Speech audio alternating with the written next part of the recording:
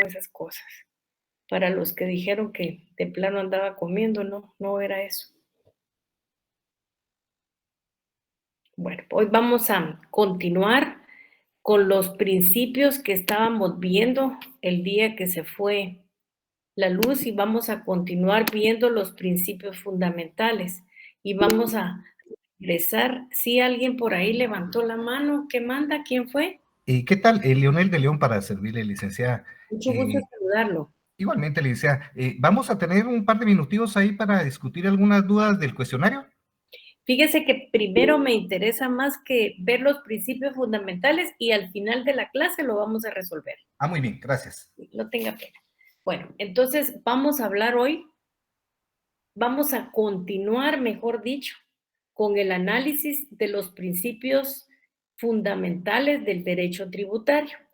Y vamos a continuar con lo que es el principio de proporcionalidad. Yo les dije a ustedes y se los expliqué la semana pasada que como autor haya que estudia los principios fundamentales, así van a haber definiciones y van a haber conceptos y van a haber posiciones. En cuanto al principio de proporcionalidad, nosotros vamos a aplicar prácticamente lo que dice Héctor Villegas, porque Héctor Villegas es un clásico del derecho tributario y estudia este principio fundamental. Este principio fundamental exige que la fijación de contribuciones concretas de los habitantes de la nación sea en proporción a manifestaciones de capacidad contributiva. Eso quiere decir que este principio de proporcionalidad está muy relacionado con el principio de capacidad contributiva o como nosotros le decimos, capacidad de pago. Este principio significa prohibir la progresividad del impuesto. Cuando nosotros podemos decir que un impuesto es progresivo, el impuesto es financieramente progresivo cuando la alícuota se eleva a medida que aumenta la cantidad gravada. O sea, quiere decir que no es un impuesto fijo, sino que va a ir teniendo porcentajes. Entonces, lógicamente, cada vez que la cantidad se eleva, aumenta la cantidad gravada. Y nosotros tenemos muchas leyes que están así. Tenemos leyes, digamos, el impuesto único sobre inmuebles se maneja el 2, el 4 y el 6. Lógicamente ahí el impuesto va siendo progresivo. La progresividad ha sufrido una profunda evolución en el pensamiento tributario y es hasta finales del siglo XIX en donde la gran mayoría de los sistemas fiscales se basan en la proporcionalidad para el aspecto de las finanzas públicas. Cuando comenzaron a establecerse escalas progresivas, como dicen varios autores, fue ahí donde comenzó el problema. ¿Cuál fue lo que comenzó? Que dio lugar esto a varios debates, a varias discusiones doctrinales que tuvieron lugar especialmente a finales del siglo XIX, diríamos durante las 3 primeras décadas del presente siglo. Las modernas tendencias, sin embargo, han admitido la progresividad, considerando que contribuye a la redistribución de la renta en un sentido más igualitario. Este principio, ¿qué plantea? ¿Qué es lo que nos quiere decir el principio? ¿Cómo debemos nosotros entender este principio? Este principio plantea que el órgano encargado de crear impuestos debe de hacer un estudio cuidadoso de los mismos, debe de hacer un estudio cuidadoso de los impuestos que van a crear, con el objeto de que no sean tan altos, porque si son altos pueden llevar a la ruina al contribuyente. Por eso, ahora que estamos en una época de elecciones, hace 2 periodos o un periodo, había un candidato que se identificaba con el color rojo, que decía que iba a crear un impuesto único.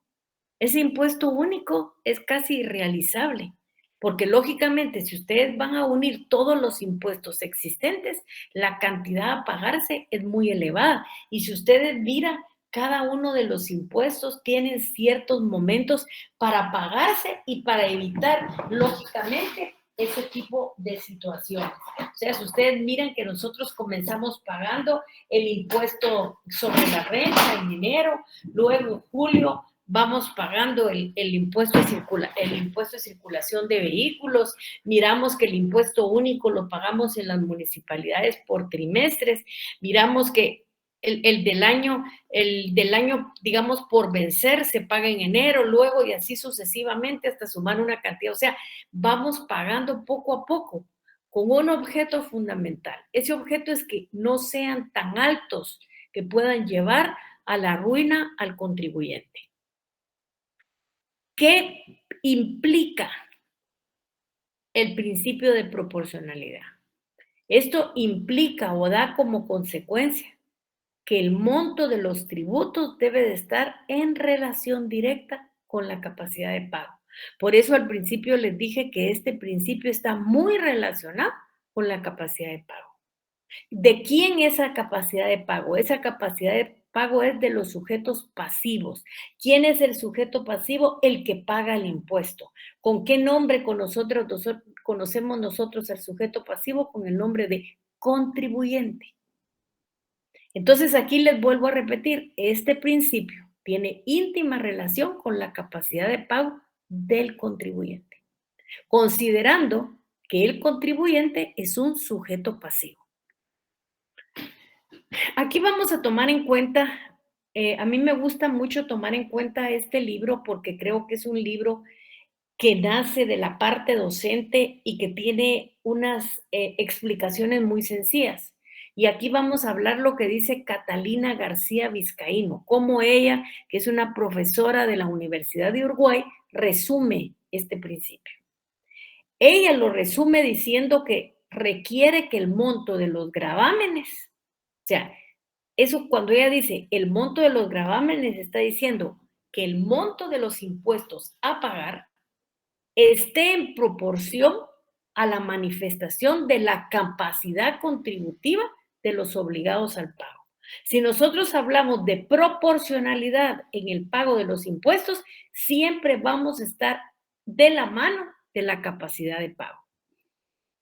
También hay otra explicación y esta la da, pero es un poco más dura, digamos, la da la doctora mexicana Gabriela Ríos Granados.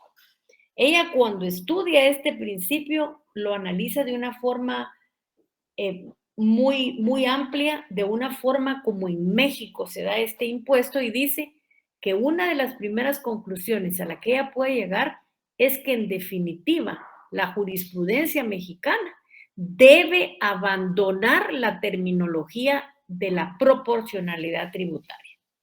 Y cuando ella dice que se debe de abandonar esa terminología, nos da 3 motivos. ¿Y cuáles son esos 3 motivos? Que se considera la proporcionalidad arcaica, errática y ambigua. Y debe de reemplazarse, dice, por capacidad contributiva. Entonces, lo anterior, ella cuando concluye dice, esto, ¿cuál es esto? Esto de sacar esa terminología de la jurisprudencia. ¿Por qué la voy a sacar? Por errática, arcaica y ambigua. Ella dice que eso despejaría muchas tibiezas en el sistema tributario mexicano. Lógicamente, no es el nuestro, pero tiene muchas consecuencias. ¿Por qué? Porque en lugar de ir de la mano con el principio de proporcionalidad, pensemos solo en el principio de capacidad contributiva, que nosotros aquí lo llamamos capacidad de pago. Y lógicamente vamos a pensar en la proporcionalidad de esa capacidad de pago que el contribuyente debe tener cuando paga sus impuestos. Hay otros principios importantes. Y los otros principios importantes es justicia y equidad tributaria.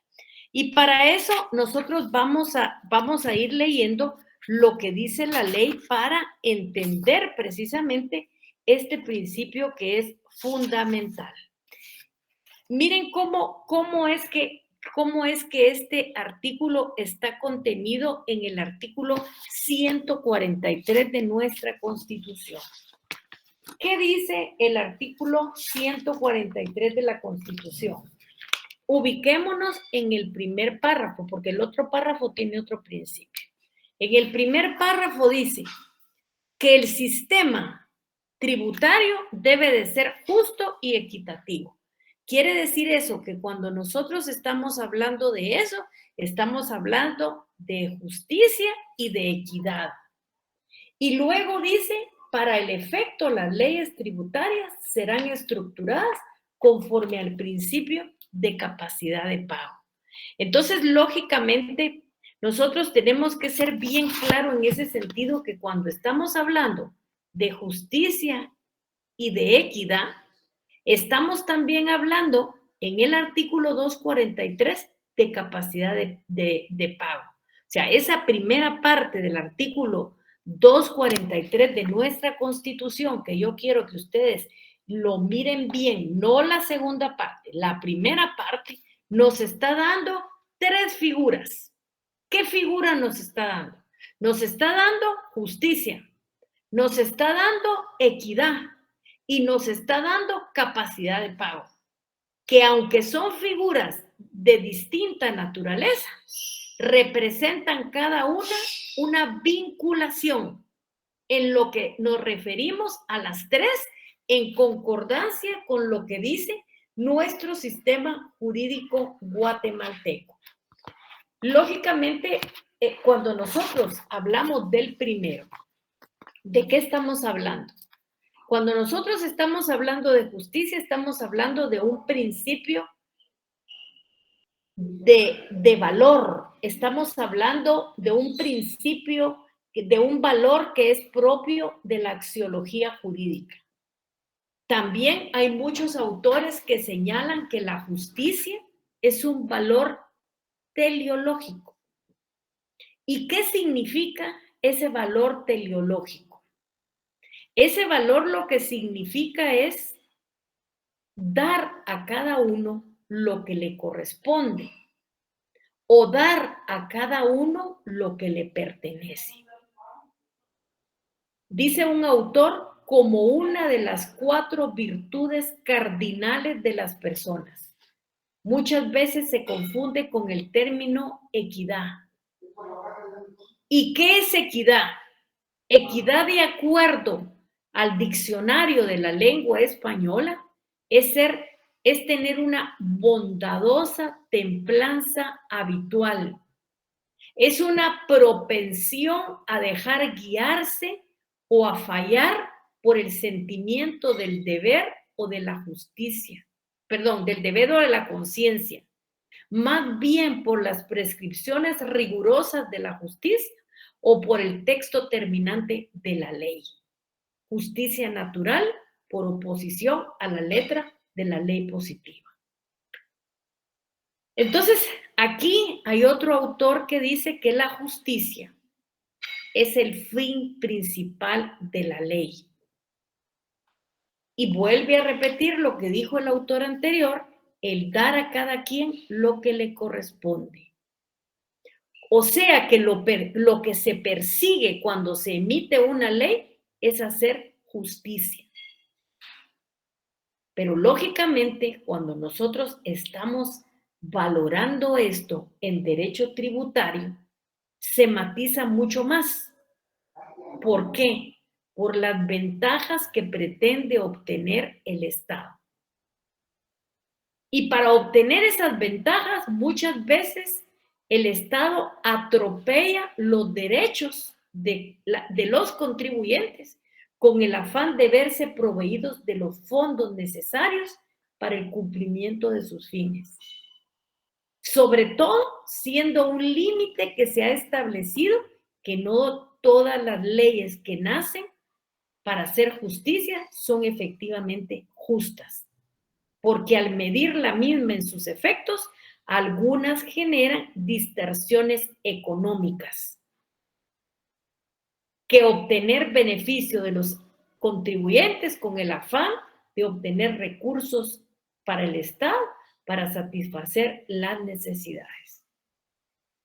Eso es la justicia, o sea, nos cuesta entender, darle a cada quien lo suyo por ese deseo que tiene el Estado de obtener recursos y muchas veces en esa función de querer obtener recursos le causa problemas al contribuyente. Lógicamente, ¿qué hace la equidad como digamos, como un valor? La equidad como ese valor teleológico. Lo que quiere la equidad es eliminar excesos o arbitrariedades del Estado en la facultad de imponer los tributos. Lógicamente, para esto nosotros debemos de tomar lo que dicen, cómo entiende nuestra legislación ese principio que está señalado dentro de nuestra Constitución. Y hay una gaceta que es la número, si ustedes quieren apuntan el número, que es Gaceta número 37, expediente 16795, página 45, que es una sentencia que fue dictada por la Corte de Constitucionalidad el 28 del 9 del 95. Para los alumnos que les gustan ser investigadores, solo con que pongan en el sistema de la Corte de Constitucionalidad ese principio de justicia o de equidad, les va a aparecer. Esta sentencia lo que dice es: este principio tributario, garantizado por la Constitución, debe cobrar efectividad mediante la creación de impuestos que respondan de tal forma que a mayor capacidad contributiva, la incidencia debe de ser mayor y de esta forma el sacrificio debe de ser igual. Para lograr un sistema justo y equitativo, deben tomarse en cuenta las aptitudes personales y tomar en consideración las diversidades individuales de acuerdo a la capacidad económica personal de cada contribuyente. Para esto, el legislador debe fijar los parámetros que hagan efectivo este principio, que limita el poder tributario del Estado utilizando tarifas progresivas que establezcan tipos impositivos mínimos y máximos, y a la vez establecer exenciones que incluyan en la tributación a determinados sujetos y a determinados montos, así como los mínimos vitales.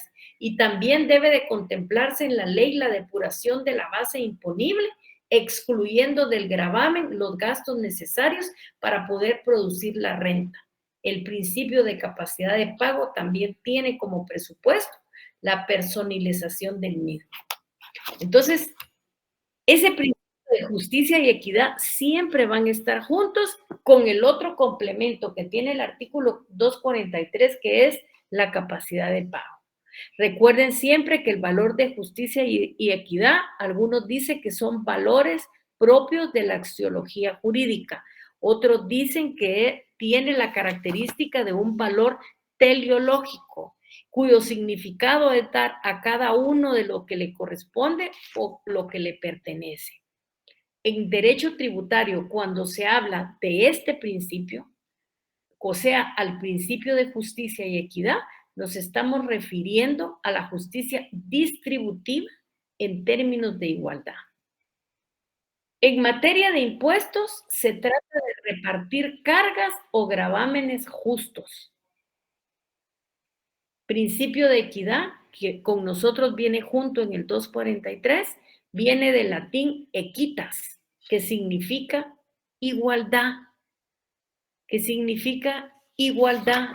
También nosotros tenemos que saber que la equidad busca eliminar los excesos o las arbitrariedades del Estado en la facultad de imponer tributos. La equidad implica la idea de relación y armonía entre una cosa y aquello que le es propio y se adapta a su naturaleza íntima. Esos son los principios que vienen juntos, que son justicia, equidad y capacidad de pago. Ustedes lo pueden leer perfectamente en el artículo 243 de nuestra Constitución, en el párrafo primero. Luego vamos a hablar de la irretroactividad de la ley. Nuestra Constitución dice que la ley no tiene efecto retroactivo, salvo en materia penal, pero cuando favorezca al reo.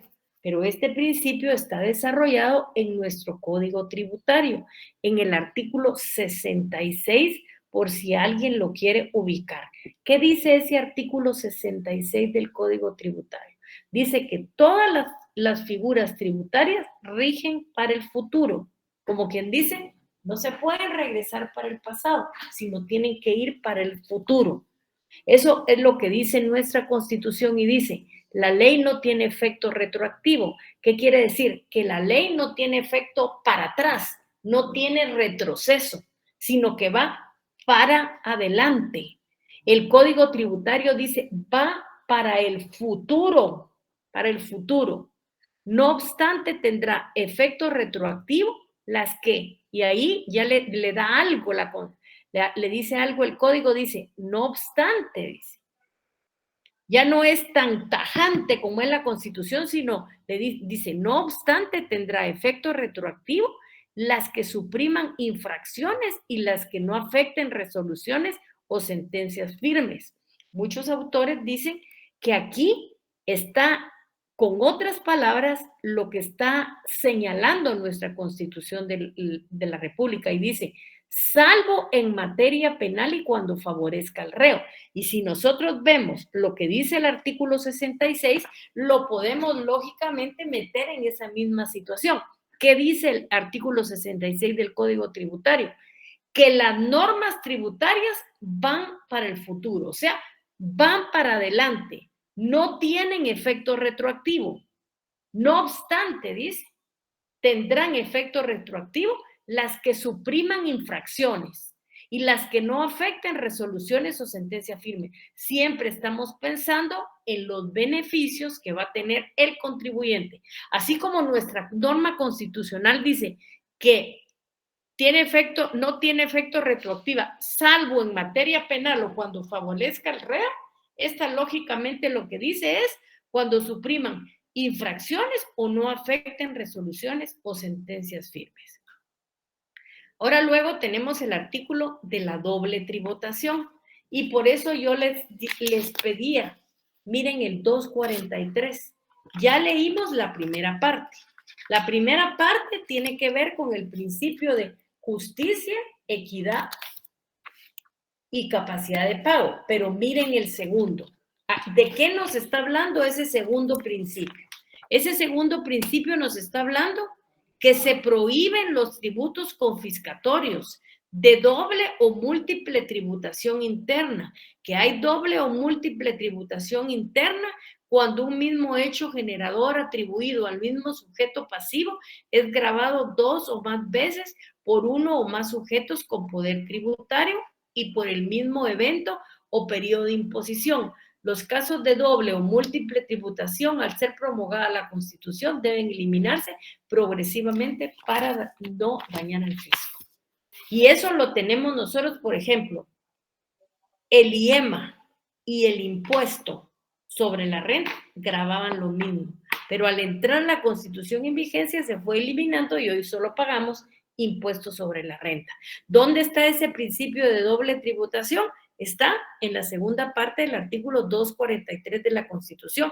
Esto puede ser interno y externo. Quiere decir que puede ser en Guatemala o fuera del país. Puede ser el país. El artículo 243 de la Constitución de la República de Guatemala se prohíben los tributos confiscatorios y la doble o múltiple tributación cuando un mismo hecho generador atribuible al mismo sujeto pasivo es gravado dos o más veces por uno o más sujetos con poder tributario y por el mismo evento o periodo de imposición. Al analizar el precepto constitucional nos damos cuenta que se refiere a la doble o múltiple tributación interna y a la doble o múltiple tributación internacional. Catalina García Vizcaíno, cuando estudia este principio de la doble tributación, dice que desde el punto de vista económico es cuando determinada manifestación se produce en cuanto a pagar el impuesto doblemente. Ahora, ¿qué dice? Entramos a otro principio fundamental y yo siempre diría que lamentablemente si ustedes revisan su programa, que conste que yo no lo hice, nosotros en el artículo 2 miramos que solamente tenemos legalidad, capacidad de pago, igualdad, generalidad, proporcionalidad y luego no tenemos la seguridad, la seguridad jurídica, pero la seguridad jurídica ocupa para mí el tercer lugar, porque en primer lugar está la legalidad, en segundo la capacidad de pago y luego lógicamente tenemos la seguridad jurídica y yo no la voy a obviar de dárselas porque creo que es muy importante y creo que ustedes lo tienen que saber. Bueno, ¿en qué consiste ese principio de capacidad jurídica? Ese principio de seguridad jurídica, ¿en qué consiste? Nos vamos a ir en primer lugar a ver dónde está. Ese principio de capacidad jurídica lo encontramos lógicamente en el artículo 2 de la Constitución. Ese artículo dice que es deber del Estado garantizar a los habitantes de la República la vida, la libertad, la justicia, la seguridad, la paz y el desarrollo integral de la persona. Lógicamente, si ustedes miran, esto está visto de manera general. Aquí no tiene nada que ver de manera especial, no se refiere a los tributos, pero dicen que es deber del Estado garantizar a los habitantes de la República la vida, la libertad, la justicia, la seguridad, la paz y el desarrollo integral de las personas. ¿Cómo debemos de entender de acuerdo a lo que la Corte de Constitucionalidad ha señalado? Yo les pediría que por favor miren la Gaceta número 1258, que es una sentencia del 10 de julio del 2001. El principio de seguridad jurídica que consagra el artículo 2 de la Constitución consiste en la confianza que tiene el ciudadano dentro de un Estado de Derecho hacia el ordenamiento jurídico, es decir, hacia el conjunto de leyes que le garantizan la seguridad y que demanda que dicha legislación sea coherente e inteligible en virtud de las autoridades en ejercicio de sus facultades legales.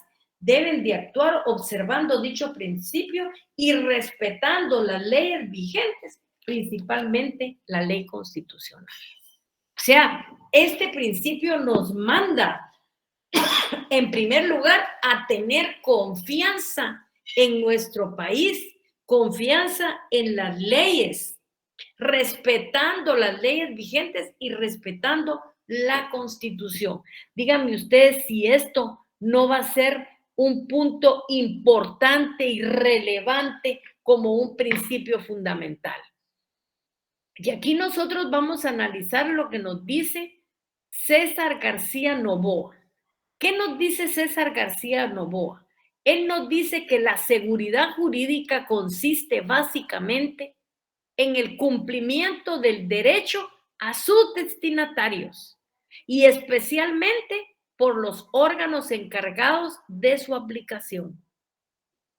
La Corte de Constitucionalidad de Guatemala lo ha interpretado de la manera siguiente: como la confianza que todo ciudadano del país debe de tener dentro de un Estado de Derecho hacia el ordenamiento jurídico, partiendo de dos ámbitos.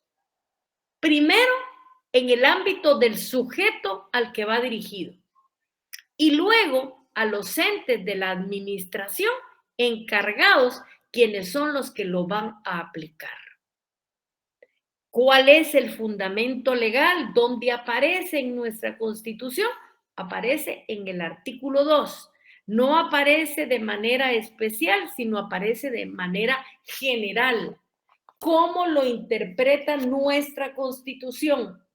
Nuestra Constitución lo consagra en el artículo 2 de la Constitución y consiste en la confianza que tiene el ciudadano dentro del Estado de Derecho hacia el ordenamiento jurídico, es decir, hacia el conjunto de leyes que garantiza su seguridad y demanda que dicha legislación sea coherente e inteligible.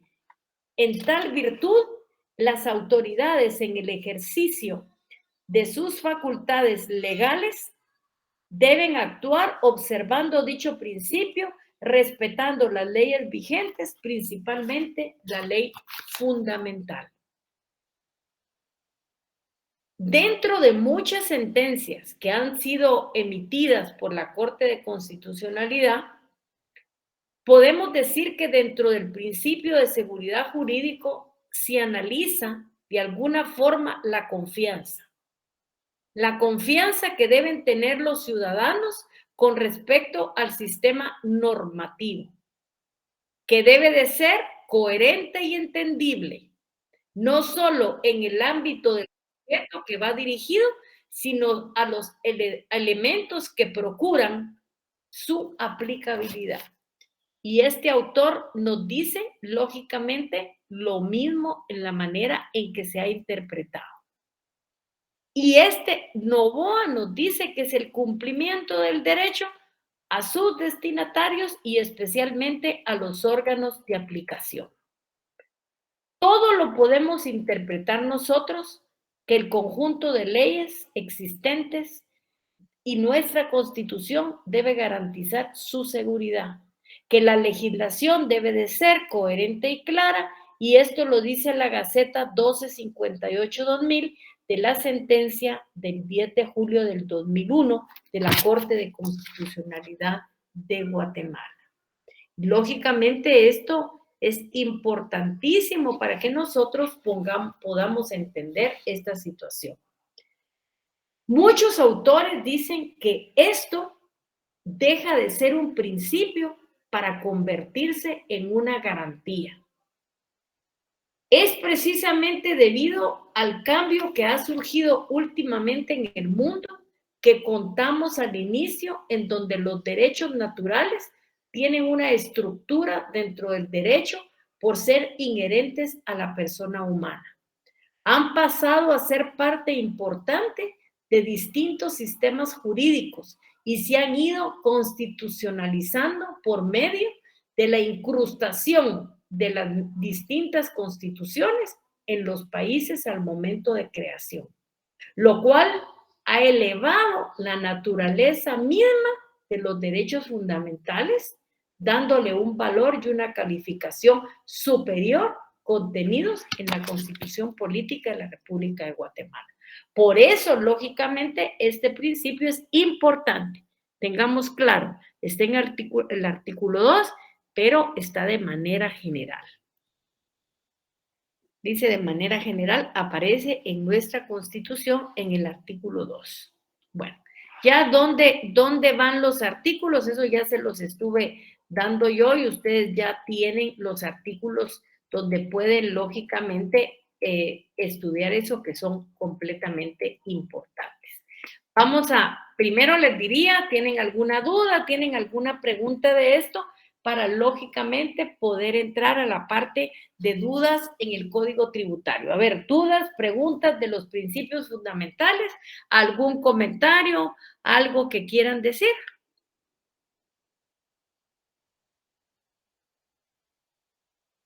Preguntas, dudas, ¿ya se durmieron? ¿Andan por ahí? Aquí estamos, licenciada. Entonces ahora vamos a dejar de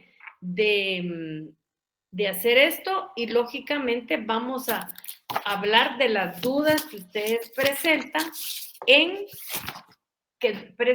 en su laboratorio. Yo no les voy a decir las respuestas concretas porque eso lo tienen que hacer ustedes, pero lógicamente vamos a ir viendo. Así que dudas, preguntas a su disposición si son tan amables. ¿Dudas, preguntas? Solo una, licenciada. Tal vez la respuesta puede ser muy obvia, pero bueno, como estoy aprendiendo, ¿verdad? Se vale.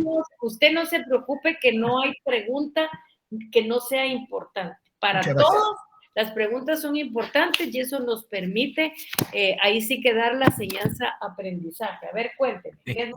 Gracias. Solo era en el caso de que, ¿qué le quita la responsabilidad a la persona? En la pregunta que hizo, de que, bueno, se extingue la responsabilidad tributaria cuando en el primer plano, cuando paga, ¿verdad? La persona. Así es. Pero yo me puse a pensar, ¿será que se le quita la responsabilidad? Porque responsable desde el punto de vista tributario siempre sigue siendo, o sea, eso no se extingue. No, pero si usted paga, ¿qué? ¿Pagó Sí, todo? pago todo, pero sí, por eso yo me puse a pensar, yo dije, sí, pago y se extinguió, pero siempre quedó ligado al sistema tributario en el No, momento que se presenta otra vez. siempre, exactamente. Lo que pasa es que, mire, pues, lógicamente, si nos vamos, por ejemplo, a extinguir la responsabilidad y nos vamos al artículo 75, porque lógicamente la responsabilidad se extingue cuando hay motivos justificados. Vamos a ir antes, porque creo que antes hay otro artículo que me gustaría explicar. Permítame. ¿Cómo se extingue la obligación? Digamos, siempre a ustedes le van a cobrar una cantidad de dinero. Si usted la paga, se acabó lo de este mes. Claro, se va a quedar ligado porque tiene que seguir pagando el siguiente mes. Y eso está en el artículo 35. Dice, la obligación tributaria se extingue por los siguientes medios, por el pago. Luego, lógicamente, tenemos otro que es la compensación. ¿Cuándo va a ser la compensación? Cuando la misma persona tiene deuda, pero tiene crédito. ¿Qué quiere decir eso? Que algún impuesto lo pagó de más. Entonces, vamos a aplicar eso pagado de más para lo que le están cobrando. Se puede dar la compensación. Se puede dar también la confusión, que como lógicamente su nombre lo dice, se va a confundir con lo que le deben y con lo que debe. Eso es bien difícil ya en la práctica. Yo he visto, si uno en toda mi vida, porque es bien difícil en esta situación. Luego puede ser también la condonación o remisión. ¿Qué es eso? Las multas y los recargos pueden ser condonados por el presidente de la República. Lógicamente, ¿por qué? Mire, toda la gente alega y dice que el presidente condonó impuestos, sí, pero la Constitución se lo permite. La Constitución se lo permite en el artículo 183. ¿Y cuál dice? Dice funciones del presidente, si ustedes miran. Y ahí vamos a encontrar que precisamente creo que es el inciso, vamos a ver, permítanme, vamos a ver aquí. Aquí está, mire, es el R. El R, sí, es el R. Dice exonerar multas y recargos. No puede exonerar impuestos. Por eso cuando usted mira en la prensa que dicen el presidente condonó impuestos, no puede.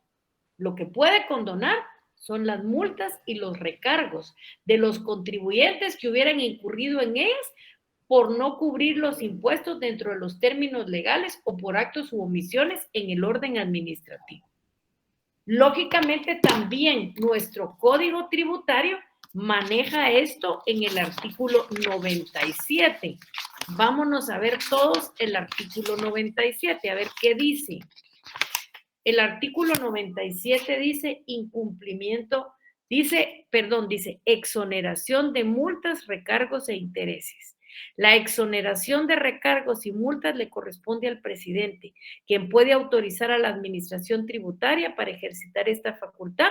Los intereses constituyen recargos. Entonces, lógicamente, el presidente puede hacerlo. Que no lo debería de hacer, esa ya es otra canción, pero está autorizado para hacerlo y por eso lo hace. Muy bien, gracias, licenciado. Hoy sí ya tengo un claro. ¿Ahí está claro? Va. Sí, claro. Yo dije, como en términos generales, yo dije, no se puede extinguir la obligación tributaria porque él siempre va a estar ligado, pero sí, como, entonces es más casuístico el asunto, ¿verdad? Que si pago estoy exento de responsabilidad. Exacto. Y si usted mira adelantito, hay otra manera que se extingue. pero ahí ya se extingue lo que son las infracciones. Y lógicamente, cuando la Superintendencia de Administración Tributaria le ha puesto a usted una multa. Y lógicamente las razones, permítame porque la acabo de pasar, pero como me fui para adelante, espérenme un ratito, se la voy a buscar.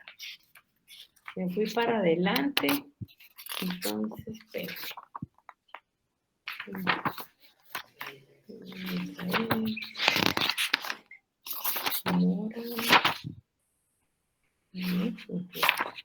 Aquí está, también se extingue la responsabilidad y está en el 75.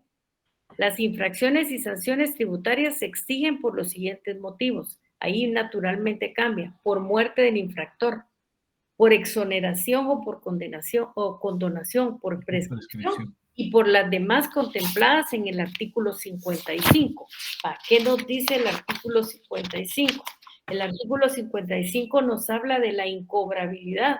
Dice que la administración puede, en casos de excepción y por razones de economía, declarar incobrables las obligaciones en los siguientes casos. Y ahí nos dice cuando el monto de la deuda sea de 5,000 quetzales, siempre que se hubieran realizado diligencias para localizar al deudor, sus bienes o derechos, que puedan ser perseguidos para el pago de la deuda sin haber obtenido, y ahí nos dice efectivamente otro tipo de situaciones.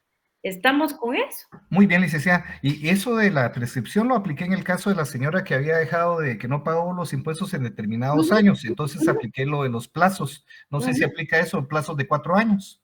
Sí, exactamente, es la prescripción, pero lo que pasa es que el ejemplo decía de 19 a 20 es un año, 21, 22 y 23. O sea que sí se aplica. O sea que sí, ahí sí prescribió, ahí sí prescribe. No ha prescrito. Estamos en el filo de la prescripción. Muy bien. Entonces no aplica, sí pues aplica lo de los 4 años. Así es, exactamente. Muy bien, gracias, licenciada. Bueno, ¿alguna otra duda, alguna otra pregunta que tengamos? Aquí estoy a su disposición. ¿Otra duda, alguna pregunta? Bueno, yo les pediría que por favor lean su ley. Su ley la deben de leer hasta el artículo 120. ¿Por qué hasta el 120? Porque a partir del 121 la vamos a leer cuando leamos nuestros 2 procedimientos. Antes no lo vamos a hacer, vamos a llegar hasta el artículo 120. A ver, ¿qué otras dudas tienen para poderlas resolver? Sí, está de lectura ahorita rápido, por eso los medios, eso, ¿se puede aplicar el término ese que utilizan de cuando dice indubio pro fisco? Sí, lo que pasa es que el indubio pro fisco viene de una voz romana que quiere decir que es en favor del fisco. Es cuando las leyes no son claras y las vamos a interpretar indubio pro fisco. ¿Qué quiere decir? A favor del fisco. También hay indubio pro contribuyente, exacto, que va a ser a favor del contribuyente.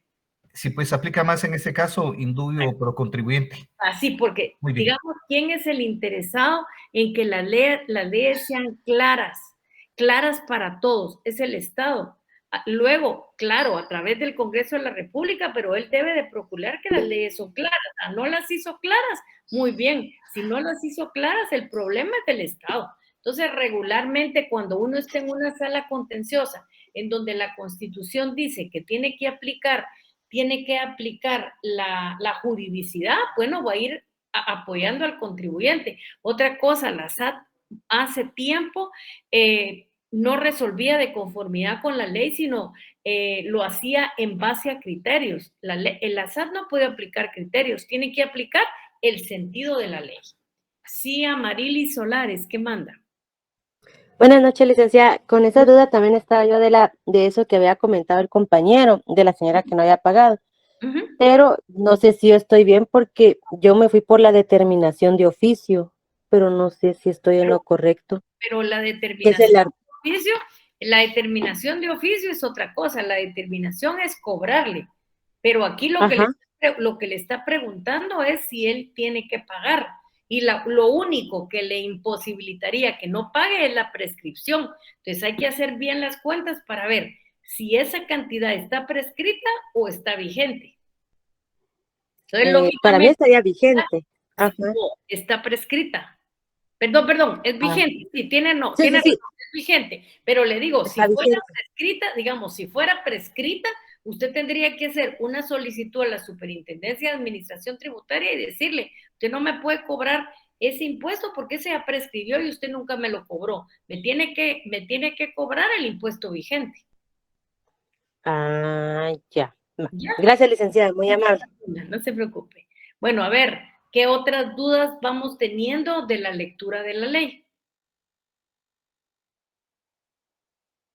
¿Qué otras dudas vamos a tener de la lectura de la ley? Si ustedes miran realmente el Código Tributario no tiene mayor problema. La ley, los artículos no son tan difíciles, se aplican de manera general en todos los procesos tributarios. Y sí es manejable esta situación. Yo no sé, Willy, si usted les quiere agregar algo ahorita en la noche.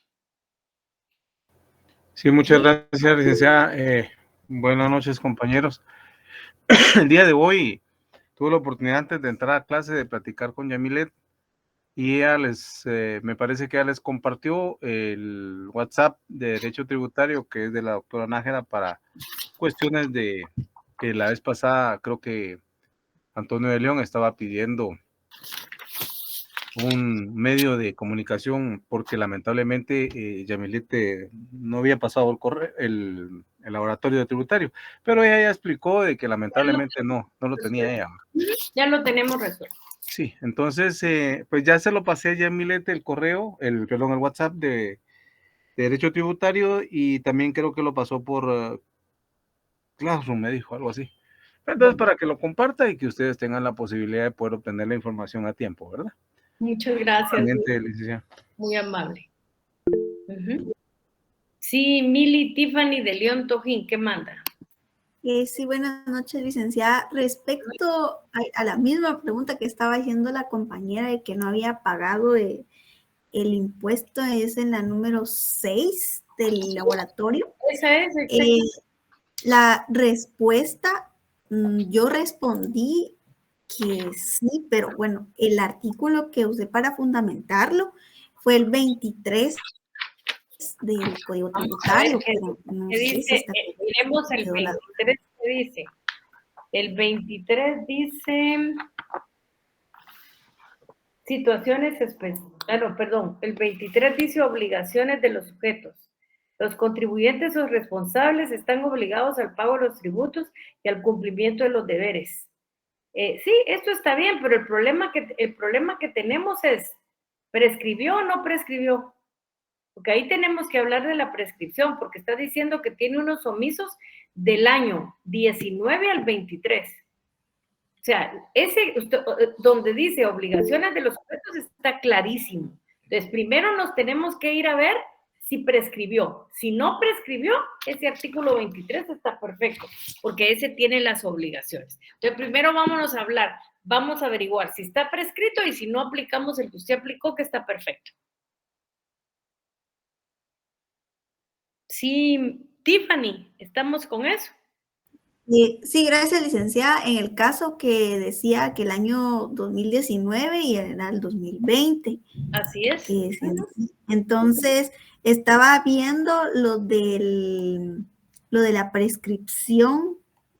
Ay, pero la prescripción tiene una general que son 4 años y una especial que tiene 8. La de 8 tiene ciertos requisitos. Entonces, si usted mira 19, 20, 21, 22, 23. Ya prescribió el del 19 y el del 20 todavía no. Así respondí.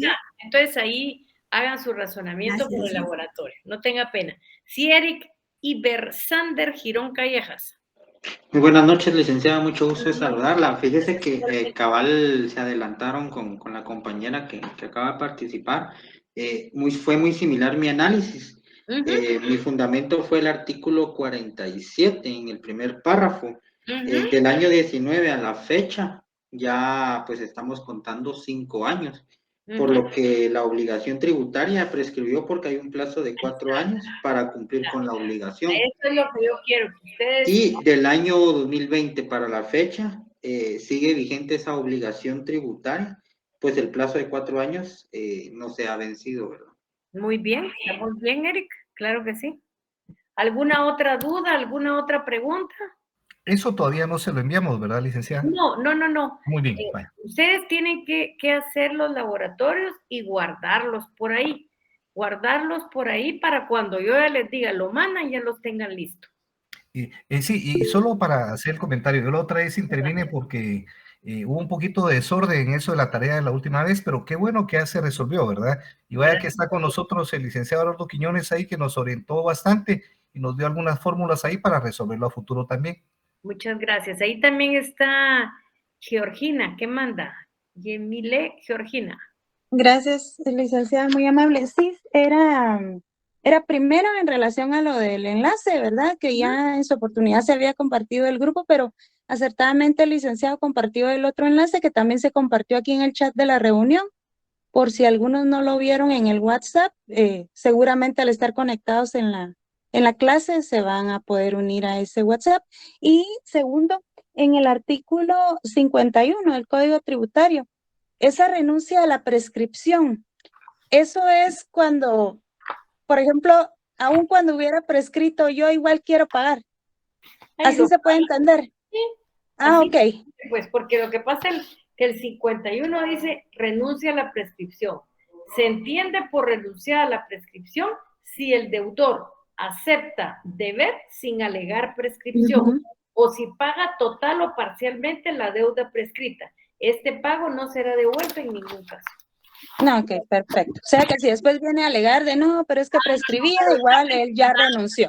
Ahí sí que ya no devuelven nada. Muy bien. Muchas gracias, licenciada, muy amable. Voy a saludarla. ¿Alguna duda, alguna pregunta más?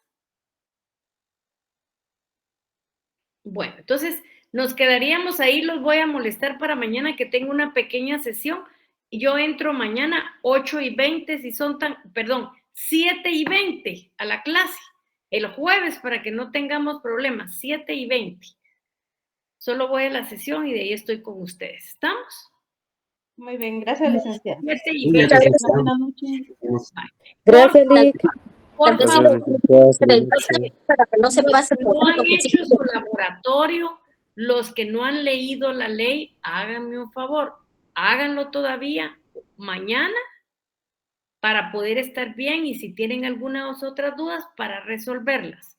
Ya vamos a comenzar con la siguiente ley que le pido que ya la adquieran y es el impuesto único sobre inmuebles. Esa ley, el impuesto único sobre inmuebles, la van a leer todita. Ahí no nos vamos a reservar nada. Todos los artículos los vamos a leer. Pasen feliz noche entonces y nos vemos. Gracias, Lic. Feliz noche. Gracias, licenciada. Gracias, licenciada. Buenas noches. Feliz noche, cuídense. Feliz noche, licenciada. Adiós, cuídense. Feliz noche. Adiós. Entren para los que tienen problemas que aquí me